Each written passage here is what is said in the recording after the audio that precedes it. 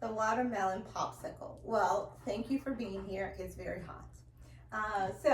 While we might be celebrating you and ourselves with a lot of comfort foods, the watermelon popsicle with feta and mint is just a way of saying thank you for suffering the heat with us. Also, there's a little bit of course, there's a story behind the feta.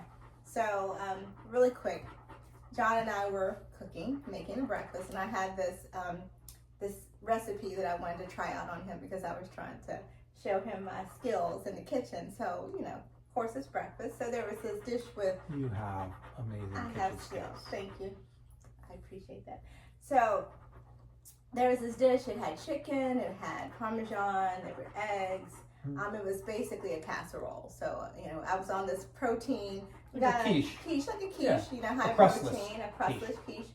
And so on the top, you know, there you would layer the whole thing with all the proteins and all the meats and things.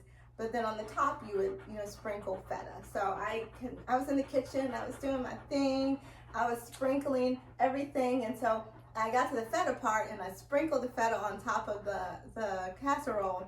And in my mind, I said, you know, that was a clump of feta cheese on top. It was a big clump. A big clump. And in my mind, I said, I gotta break that up. I gotta get that. But then I got distracted and I turned around and I went to grab something and I went back to crumble up that big clump of feta. And John had already done it. so I looked on the casserole and I was just like, where's that big clump of feta I was getting ready to crumble up? I got it. And I looked at him and I said, oh my goodness. This is the thing. I never verbalized that I was annoyed, my type A. My type little A, by that little crumple, that big chunk of feta, and he was obviously annoyed by it too.